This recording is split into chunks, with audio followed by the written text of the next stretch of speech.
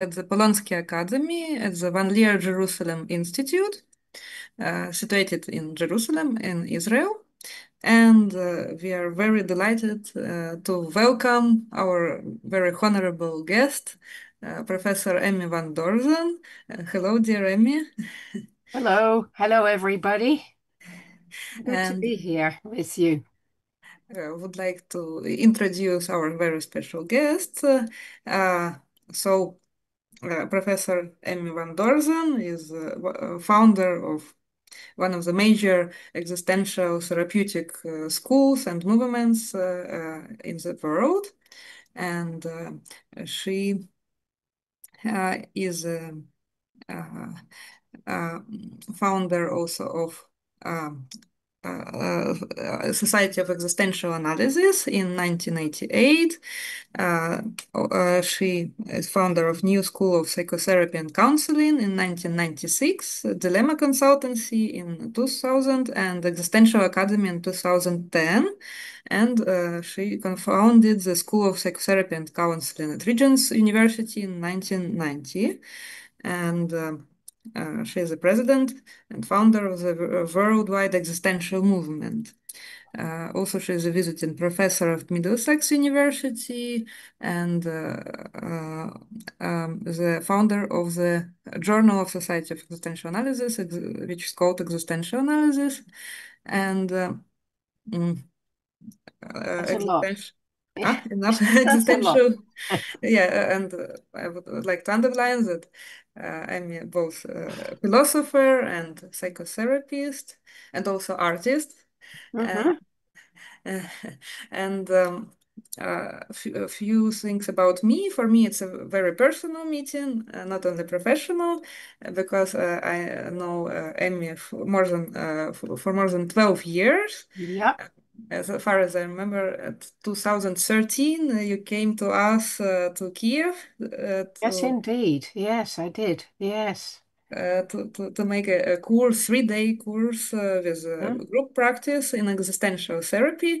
So basically, I trained on your books and also on your existential therapeutic groups. You And did. Yes. and so I'm for all those 12 years, I read everything you publish and like very interested in your own evolution. Mm. And from here comes my first question. Uh, as far as I know, that you have started like your education in France in philosophy. Yes, well, I started my education in the Netherlands in primary school and secondary school. I got my classical education in The Hague in the Netherlands. So that was Greek and Latin and French and German and Dutch and English and history and math and all sorts of things.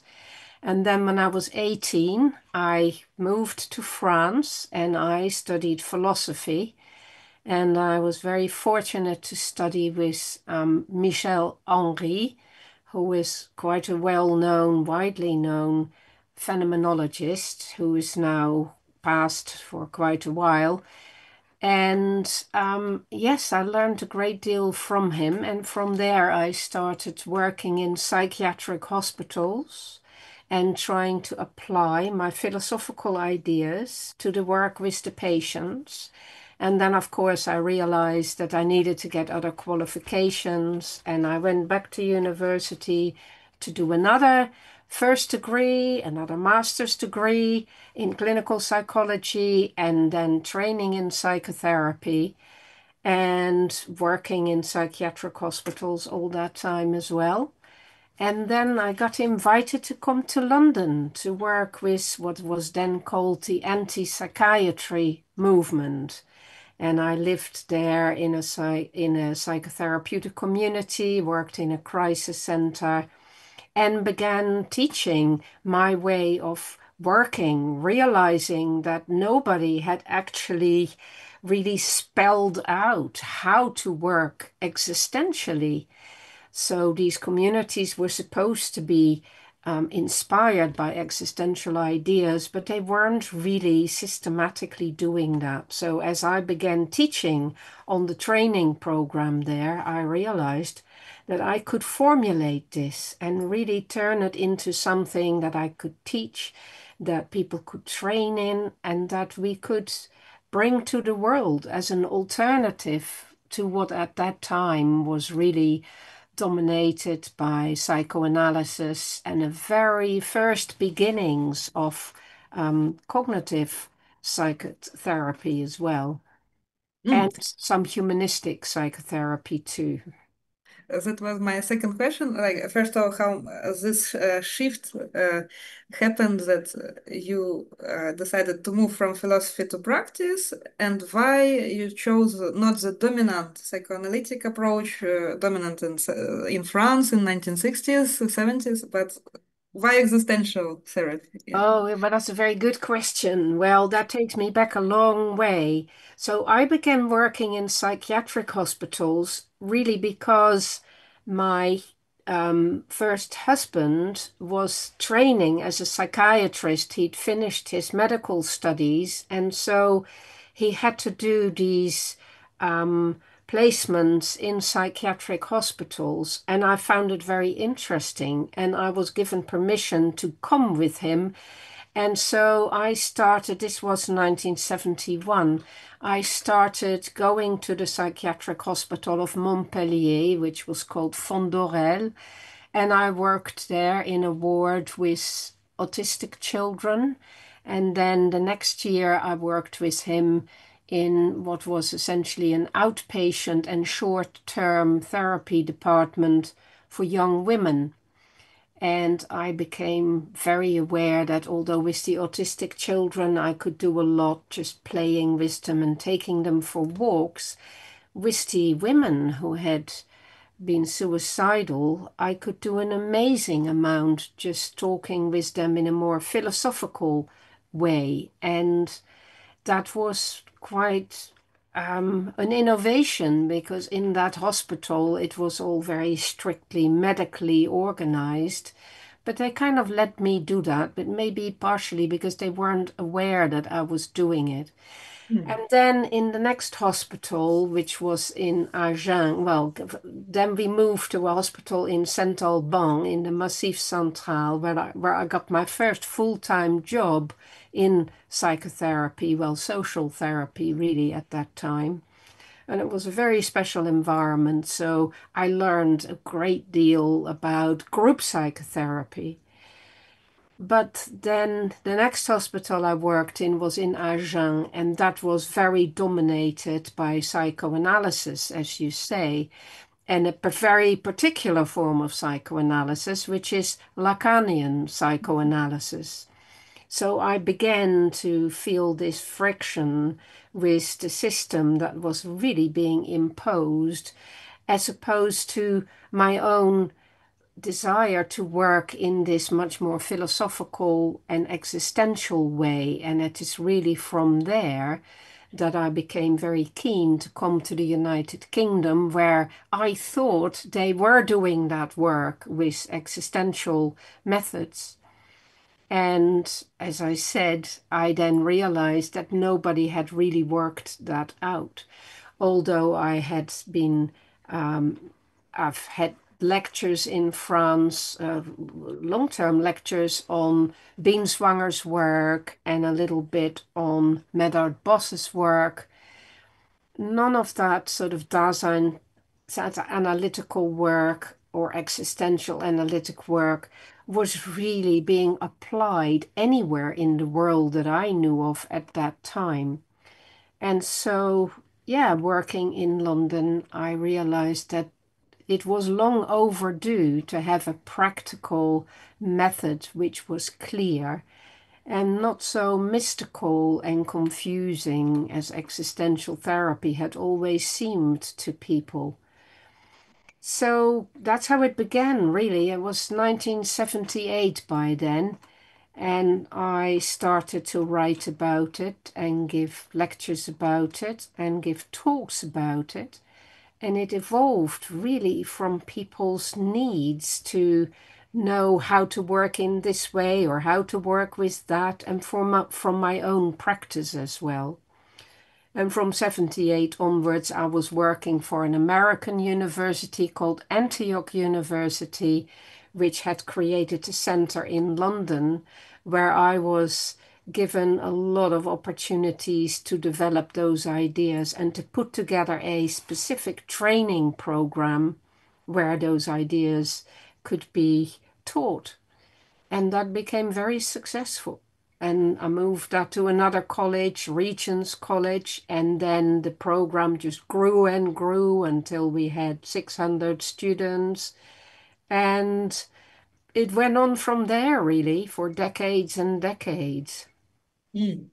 So basically, you felt that existential philosophy and phenomenological philosophy is close to you when you studied with Michel Henry.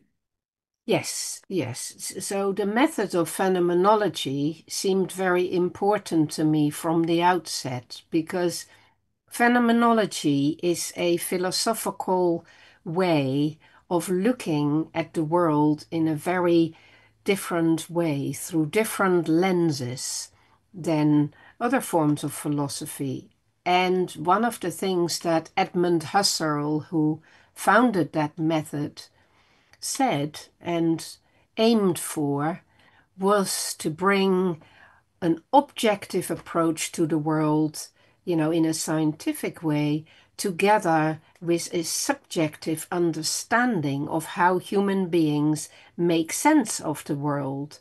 So to bring together objectivity and subjectivity seemed to me a very revolutionary thing to do. And this is what I therefore wanted to really learn to do. And that method indeed was very helpful to me when I worked in psychiatric hospital with people who were psychotic, where I didn't find that measuring their distress particularly helpful, but to be able to engage with them about their alternative way of experiencing the world was very helpful. And that is what I began to do, to listen to people, to engage with them, and to try and make sense of their experience with these phenomenological methods. Mm. So basically, existential psychotherapy grew from existential philosophy, right, and It did for phenomenology. me, yes, but of course later on I became aware that there were other people around the world doing similar things. So 10 years on from that, I became aware that Irv Yalom had been developing his form of existential psychotherapy from his group work in the United States. And I became aware also of Rollo May, who had been Yalom's teacher.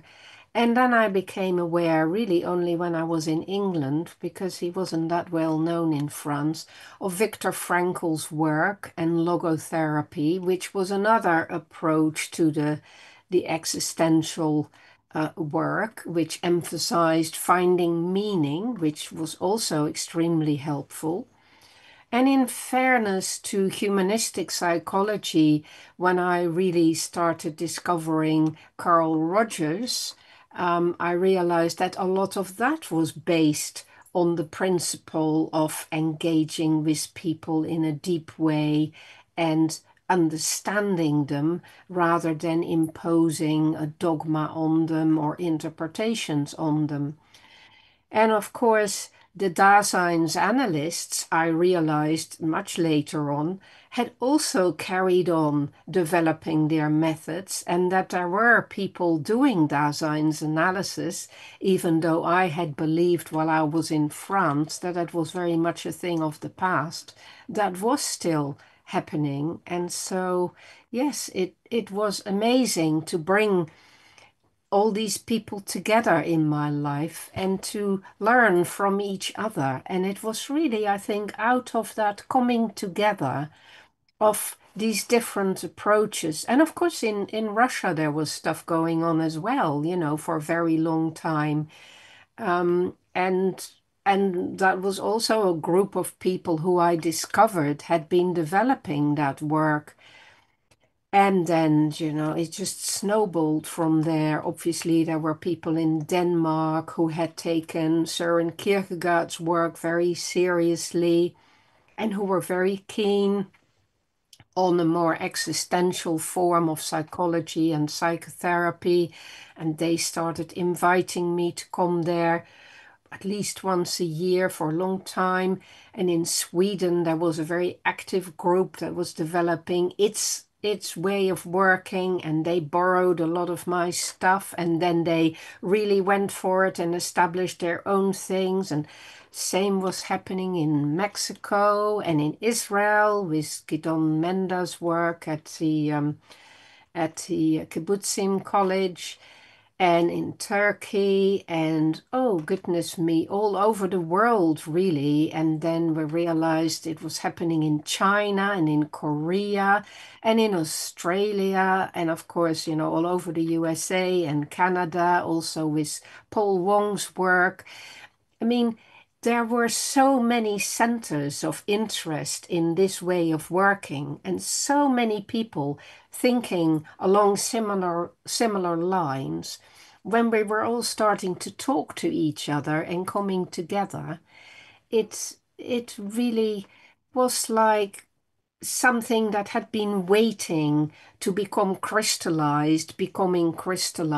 And it was really from, well, the 90s onwards, when we were doing the work with the European Association for Psychotherapy, that it became more obvious, and then really came out of the woodwork with the first World Congress for Existential Psychotherapy in London in 2015, which my husband Digby Tantum and myself organized, that we had this extraordinary experience of people for 4 days being in the same place and talking about all these preoccupations and recognizing how similar we all were and how much more we could do joining together. And we've never really looked back since. So those last 10 years have been particularly constructive and active, and so much development. I mean, the approach is now so widely spread around the world.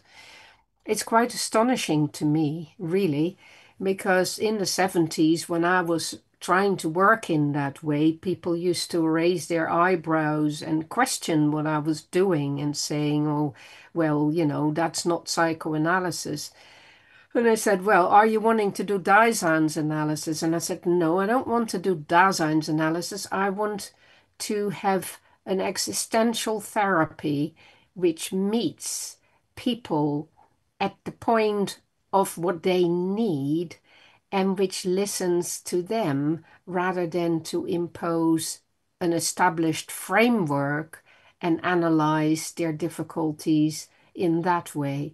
It is about working with the other person. It is teamwork. It is something we do together in tandem with the client. Thank you, dear Emmy. There is some existential reality trying to come to my window. Hope you don't hear it. Don't hear it. No. What is You it? don't hear the music? Thanks. Uh, so, basically, I wanted to ask you about relationships between existential therapy and psychiatry. As far as I know, there is a long history of relationships. Once they were together, then something happened. And could you please, Yes, well, psychiatry was really the first place of contact between existential ideas and mental health. So Binswanger was a psychiatrist, and Jaspers was a psychiatrist, and Medar Bos was a psychiatrist. So, well, they obviously were working at the cutting edge with their patients, trying to make more sense of what their experience was. And so they did use these ideas, and they did help us conceive of that possibility. But I think those early psychiatrists were all still very much caught up in the medical model. And in a weird sort of way, even R.D. Laing, who created anti-psychiatry and who was also a psychiatrist himself, was also in some ways still caught up in that kind of mythology of one person knowing all about it and making interpretations to people to save them from themselves, even as he was showing us how to be with people, and he was very good at that, in an equal way. He was always still the expert and the person who was going to, release the person from their alternative reality, let's say, instead of calling it psychosis. So yes, that conversation between psychiatry and existential ideas is very long standing. We're talking about well over a century, and it's not very strong at the moment. There is certainly in Britain a movement of critical psychiatry, but they tend to not be informed as much by the philosophy and by that existential exploration. They tend to be more involved in just a critique of what psychiatry is doing. And yes, that's different. I'm not so interested in that critique. I am much more interested in building something that is helpful and useful to people and that allows people to retrieve meaning in their experiences, be it in psychiatry, in psychology, in psychotherapy, in counseling, in coaching, in pastoral care, or in research for that matter. At all those levels, it's a very important thing to be able to offer to people, I think. Uh, Thanks for that. But today, existential psychiatry, does it exist at all? Phenomenological psychiatry, existential psychiatry. Not in a very active form, no. I'm sure there are lots of young psychiatrists who are interested in it, but it's not a movement that I am aware of is very powerful or accepted, widely. And when we have to work together in a team with psychiatrists, as psychotherapists, how is it in Great Britain in particular? If I'm existential therapist and the symptomatic over-diagnostic model is alien for me, so how this cooperation can look like? Well, that is the collaboration between psychiatrists and psychologists and psychotherapists, really. And fortunately, in Britain, existential therapy is one of the recognized modalities of psychotherapy by the United Kingdom Council for Psychotherapy. So there are more and more people who do get positions in a psychiatric setting, but they tend to not be psychiatrists, but psychotherapists, and they will work within the psychiatry system. And there are many psychiatrists who favor that, who welcome that, and who realize that that is a whole other strand of things that can be offered to their patients. So, yeah, there are loads of these collaborations. And many of our students at the New School of Psychotherapy and Counselling, who do a 4-year doctoral program, which is a training in existential psychotherapy, and have to do 3 years of placement, end up doing placements in various psychiatric settings. But obviously, they have to learn to work with the dominant culture in that setting, which is a medical culture and a hierarchical culture. So that's what they have to learn too as part of their training, that if they're going to work in that particular setting, they won't be able to decide exactly how this is going to be done. They have to work as a team with other people who come from a much more medical and kind of psychopathological basis than an existential approach would do. And Right. that flexibility, I think, is important. We need to be adaptable and flexible in doing that. By the way, here in Israel, also predominant is like there are many like types of psychology, like medical psychology, clinical psychology, and Yeah. rehabilitational psychology, also Yeah. Do psychology. you have counseling psychology as well? Like it is inside each of those Okay. major like Wider fields, envelope. Okay. and each field, if you want to practice psychology, you shall undertake 4 years of internship in one of those fields Right. across Israel in hospitals, Okay. be it psychiatric hospitals or uh, uh, regular ones, and there we have for heart departments, right? Cancer departments, and Sure, sure. there psychologists are sent, and and of course all the training is preaching like a DSM. That we shall look at the Yeah. person through the Yeah. Through that particular lens. Yeah. and And find it's the symptom. important for any student to learn to do that and to be able to have an informed conversation with the other professionals they're working with. But that doesn't mean we have to accept that that's the only way of doing it. Yeah, And more people realize that there is a lot to be gained from having different lenses to look at the issues that right.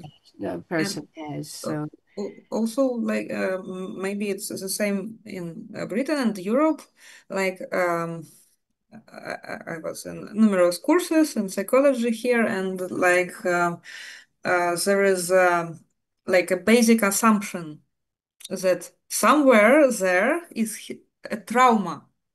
It's yeah, just that is very currently very much the way of looking at things. Yeah, very well hidden, and we are to find this trauma, and in most cases it will be a post-trauma, so it can be a PTSD which person is not aware of, and one yeah, of the first moment therapeutic like stage step is to give this trauma validation. yeah. From here my question, like if we are That will all change again over the years. We're just seeing the peak of that way of doing things. And of course, from an existential perspective, sure. we are very aware that trauma does exist, and some people get very paralyzed by that. But very often, people also experience what we call post-traumatic growth. And we've just brought out a book on our research on that, uh, edited by Simon Warren, which is about looking at post-traumatic growth from a phenomenological perspective. And it is based on at least 15 research studies that we did at the New School to show what people gain from these experiences and how we can enable people to not get drowned in victimhood and believing that they are kind of beyond help, but actually work with their experiences and bring out the strength that this has brought them as well. And when we look at the world as it is today, we realize that that is going to be very necessary to have ways to work with people that bring out their strength rather than confirm them in their role of a passive patient and a helpless victim of trauma. And yes, it's not even just about being a survivor either. It is about engaging with your life experiences and bringing out of those the learning that you can gather from it. And that is a very slow process sometimes. And it is a very um, very fertile process and a very fruitful process for many people. Right, right. Thank you for this clarification because I felt that there is some danger if I am looking everywhere for trauma, I will certainly find it, Yes, and you will. then is it really therapy to impose this vision onto a person? Yeah. Because when Well, it's exactly what we've seen over history happening, time and time again. There was a whole sort of Freudian period in the mid-20th century when psychotherapists or psychoanalysts found the Oedipus complex in every single one of their patients and even imposed that on women who obviously had a very different experience about these things. But if you have a very specific idea about one thing that causes all problems, then it's going to become a very reductive way of doing the therapeutic work. And we're always in danger of doing that. So, from an existential perspective, we try to widen it out and have this much bigger perspective on how a person has lived their life and finding their strength as well as their point of pain. And of course, we all carry pain with us, but having pain and having had bad experiences is not the same as being traumatized. right. You're just losing track of those distinctions. We need to honor people's pain and we need to help them find ways to ease it and to find strength in it. But it doesn't mean that we need to find the trauma in every single life. Hmm. Now, if we work with people who have been at the front in a bloody war, then we may indeed find PTSD in all of them. And there are many interesting studies about what happened to the soldiers who went to Vietnam and, were caught up in action. And one of my students did her research on what happened to soldiers who went to the Falklands War. And there are many, many, many studies on these. And then really we are looking at dealing with post-traumatic stress disorder. But to take that and to apply it then as a kind of blueprint for everybody's life, then we go wrong, clearly. Yeah, even if we are speaking of very horrible traumatic event, it's not automatically trauma, right? We are No, no, no. Somebody subjectively, called Meichenbaum did some very interesting research on that, and he found that only a small percentage of people, even who have these very deeply traumatic experiences, suffer in the long term. Most people overcome it fairly rapidly, and up to 80% will report having had post traumatic growth. In other words, later on in their lives, they can pinpoint certain events and see that those have actually helped them to look at life in a different way, to develop resilience, to develop all sorts of ways and means of overcoming difficulties, and to have a clearer idea of what it is that really truly matters in life. So there is much that can be gained. As Nietzsche said, if you have a why to live for, you can put up with any how. And what does not kill me makes me stronger. This is a very Nietzschean existential outlook, which says learning is always possible. And the more we go through difficulties, the deeper our learning might become. But sometimes we need a little help with that, you know. You can't expect people to just be stoical and know how to overcome their pain or their difficulties if they feel paralyzed by it and they're caught up with it in such a way that they don't feel free anymore. Then yes, then we do need support and we do need to offer psychotherapy and other forms of support. And I believe that an existential approach is definitely one form of support that is very helpful to many people, and that has been shown in many research studies now. Thank you very much for sharing research on PTSD through existential perspective. I have written about this in a book called Rising from Existential Crisis. Wow. So all the details about that are in that book if anybody is interested in that. And how do you relate? It's quite popular now, especially here in Israel, so-called integrative psychotherapy. They say, oh, like people are different, and it's good to take uh, little techniques from amount techniques from Yes, all the yes. schools, Pluralism, yeah. pluralism, and here to apply cognitive behavior, here some existential, here a little bit narrative, and but how would you relate to it? Like, if I'm existential therapist, should I be only existential in my thinking and my practice, or Well, I take a very broad view about that. I take the view that existential therapy is a kind of integrative approach, but it is integrative in a disciplined way. So it doesn't just borrow little bits of technique or little, interesting interventions that you can take from CBT or from psychoanalysis or from transactional analysis or psychodrama.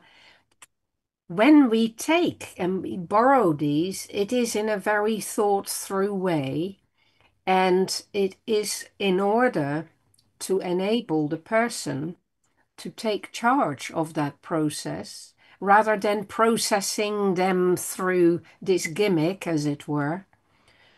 And it is done in a very conversational, dialogical way. And it's very possible to include much that we can learn from all these different approaches. I personally believe that all of my students need to learn as much as they can from as many approaches as they can to thoroughly know the research in all these areas and to think for themselves about what they can derive in terms of knowledge, theoretical understanding, but also in terms of their practice, and to find an elegant, organic way of employing some of those ideas. And most of the existential therapists I have trained will do that. They will sometimes use a bit of double chair work, or they will sometimes work with groups, and they have learned how to do that in a more existential way with an emphasis on life questions. They will use certainly ideas from cognitive behavioral therapy where those are useful because they link very much with philosophy.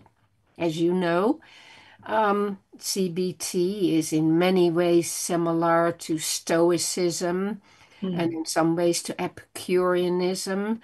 Um, there are many links between philosophical methods and CBT.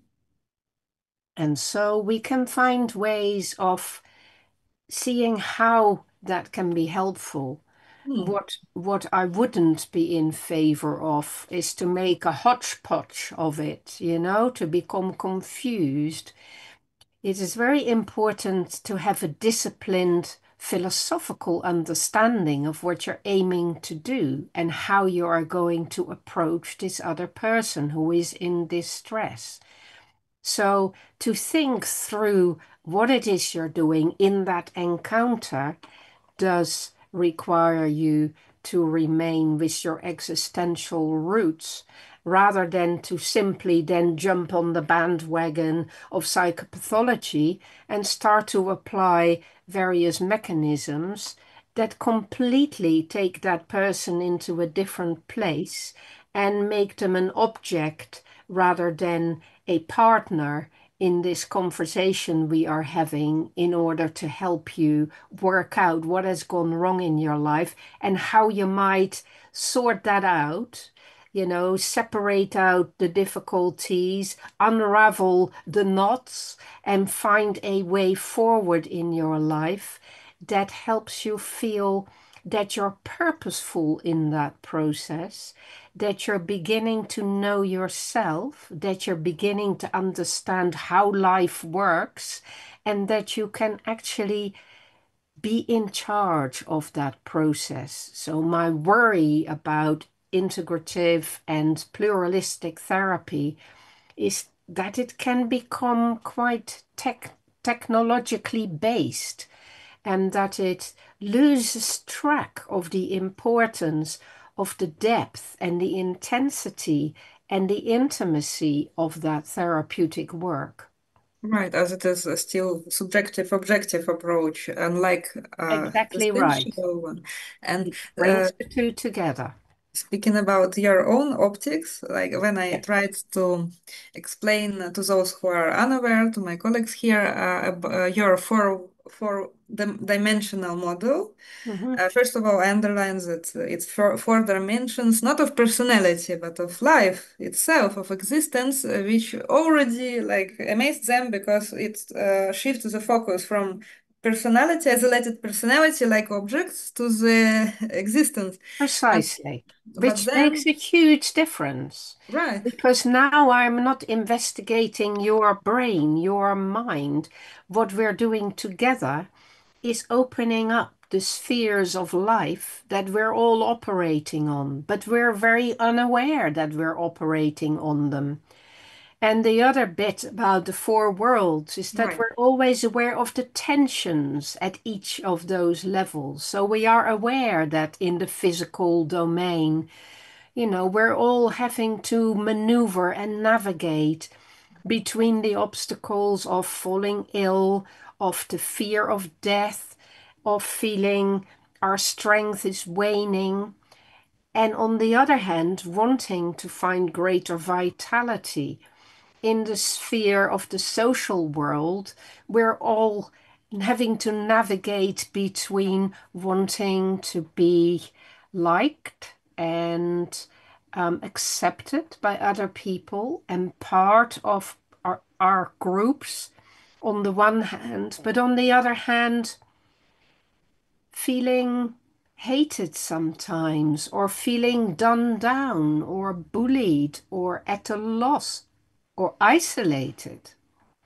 So, to be aware of how each of those domains of life is actually organized naturally by these paradoxical realities and how people get stuck with that, get taken over by the contradictions, what seem like contradictions, but which are actually paradoxical realities that they can understand and they can work with and they can get good at working with so that suddenly life becomes possible again. And not only does life become possible again, but they feel they can achieve a kind of mastery over living.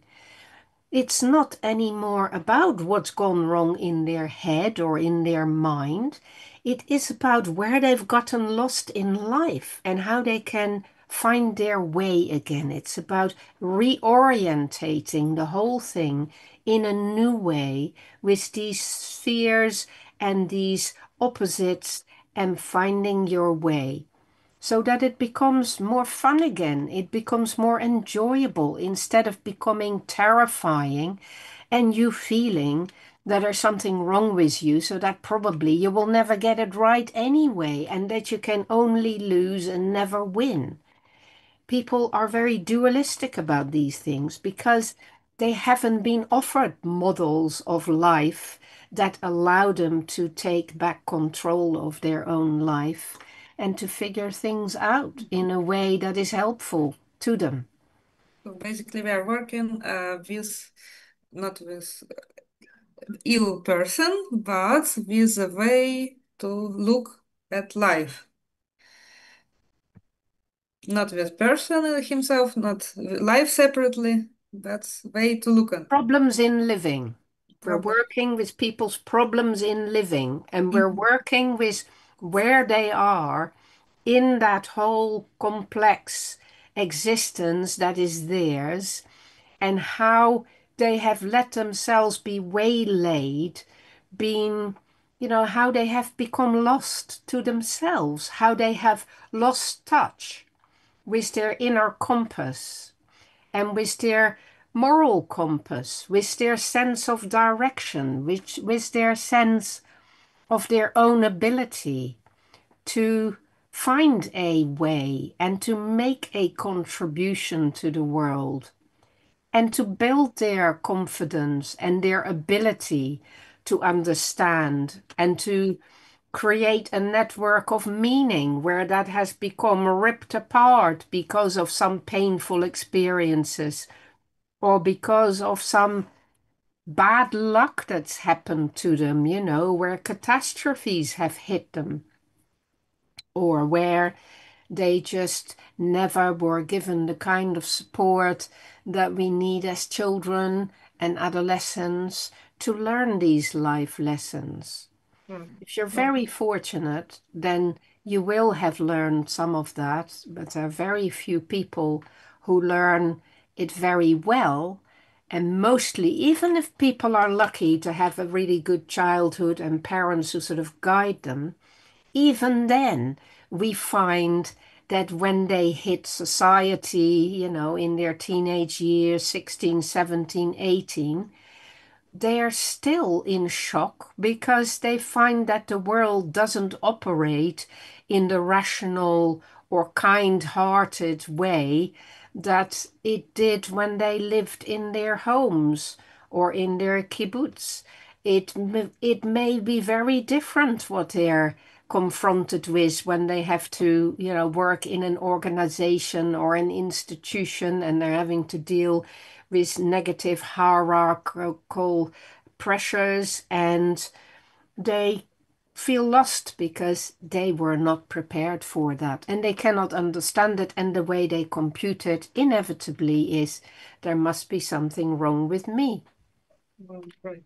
So, yeah, so a physical world, social world, then personal Personal world, world and and spiritual. spiritual world. Yeah. And when we are speaking about those four worlds, so basically your both therapeutic and research method, structural existential analysis, it is about finding the structures. Uh, Yeah, well, it is a way to orientate yourself. Oriented. So, Finding those structures helps you to know where your client is lost and what is going on for them. You do not sort of impose that on them. It is just for you as the therapist to not get lost with your client and to understand where they're coming from and where they are situated at any one point. So, in that sense, it can be extremely helpful. right. So, and when I shared your model, as we now understood, it's phenomenological, not ontological, that life is divided onto the structures itself, it's way of orientation, right? So, Yes. and when I share with them, they sometimes ask, and what is the difference between this model with biopsychosocial model? And Well, the difference is that it's a philosophical so, model. It's a model about the tasks we have to accomplish in the world. It's not about how your psyche is divided in different parts. Your psyche is not divided in those different parts. You're doing all of those things at the same time.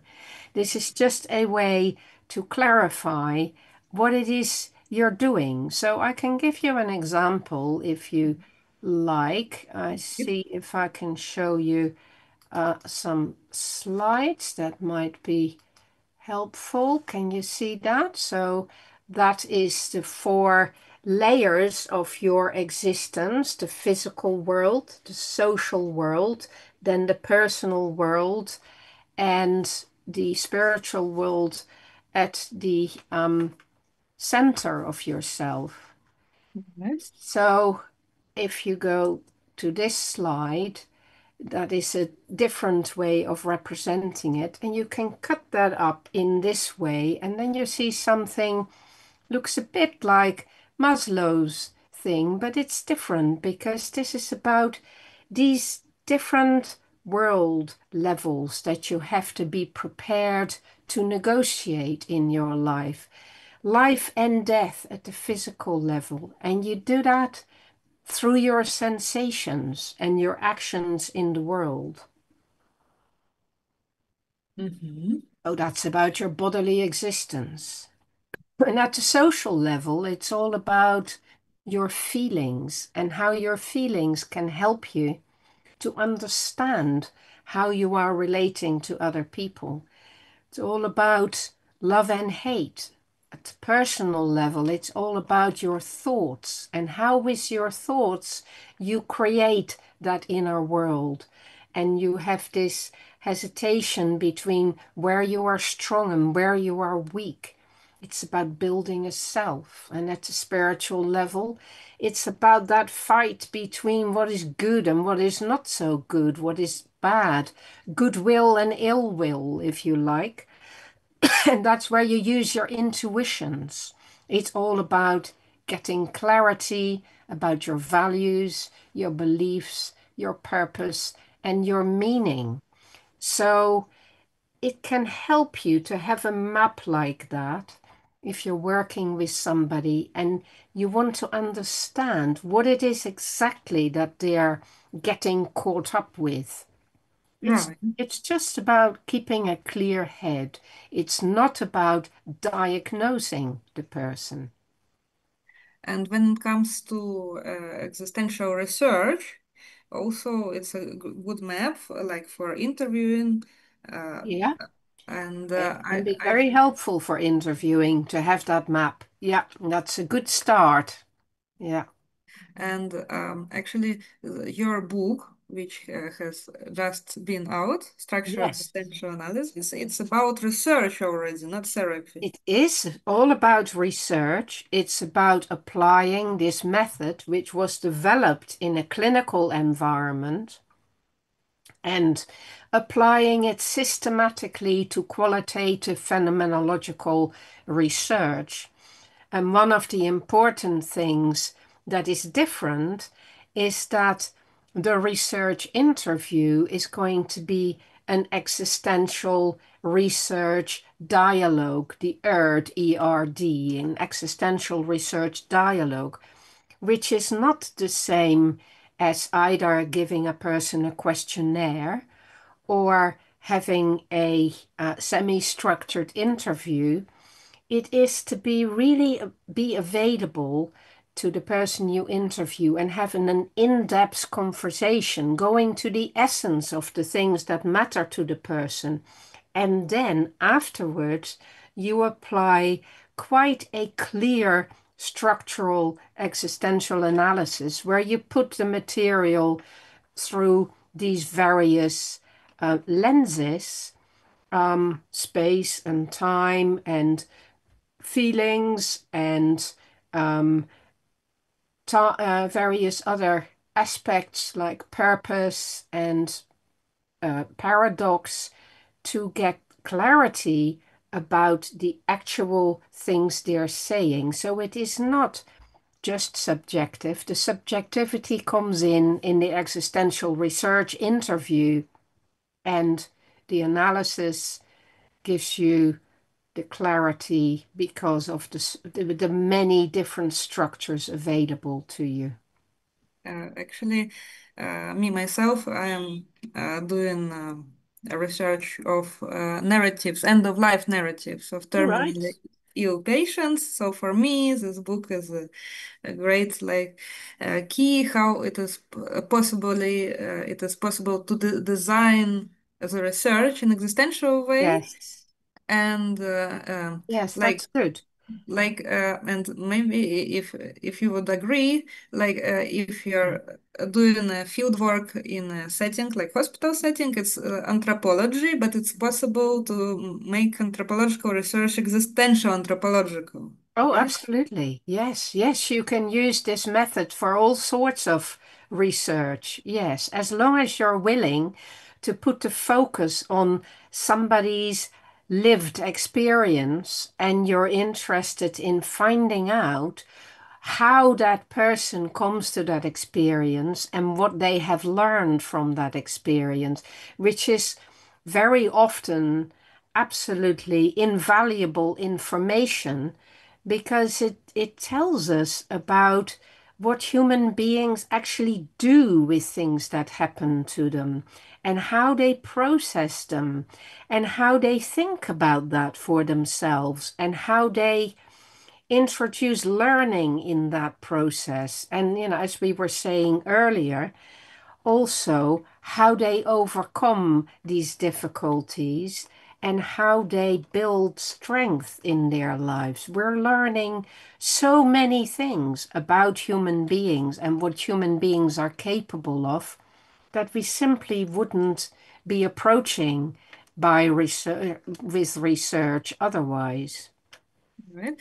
And would you say a few words about specifics of uh, narratives of oncologically ill, especially terminally ill patients?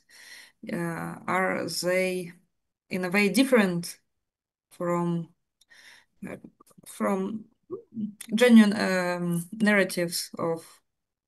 Well, there's been a lot of phenomenological research with terminally ill patients for the very simple reason that when you know that you're terminally ill, it changes the way you experience the world. As we all know from Tolstoy's wonderful little book, The Death of Ivan Ilyich, Mhm. it is when we are confronted with limit situations and particularly with our inevitable death, that we can start to become more authentic, as Heidegger would have put it, that we can start to face up to things that we previously were trying to edge away from and deny and deceive ourselves about. When we know that death is around the corner, we are more open to truth and we are more impatient with people who waste our time wanting to pretend about things or not wanting to say truthful things.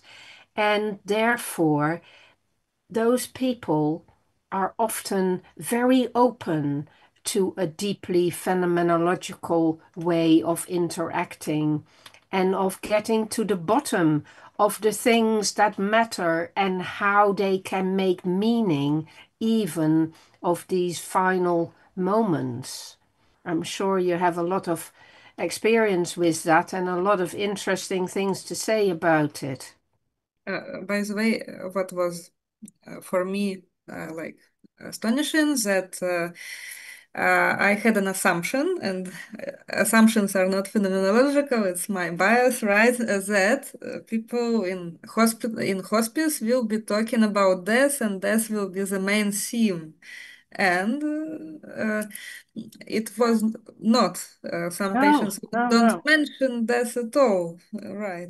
Yes, well, denial is still a very important way of escaping from that knowledge. But I was talking about those people who are open-eyed and who are approaching that death in a very different way.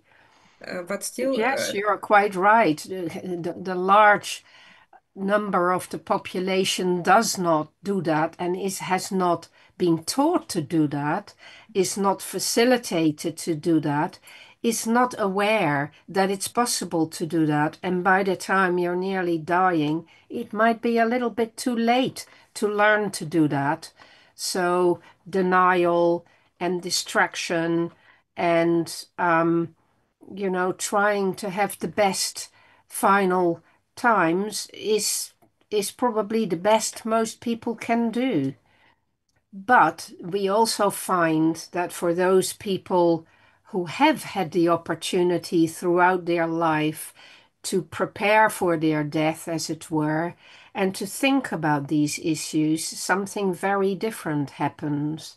They come face to face with a kind of new adventure, a new exploration.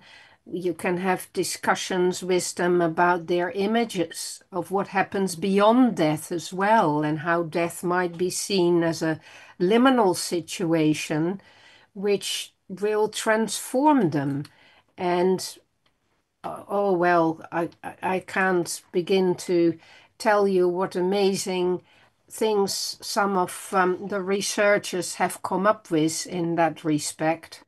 Also with people who've had near-death experiences, incidentally. right, right. So, like, no, what I'm doing, I'm collecting spontaneous narratives to avoid imposing my research question. And it was also, I found a new chapter, like in your recent book on structural existential analysis about hermeneutics, which Yeah. wasn't there before. And I was wondering, the author you're citing, he keeps insisting that research questions should be in your mind all the time and like but it can narrow the spontaneous uh, Yes, it can.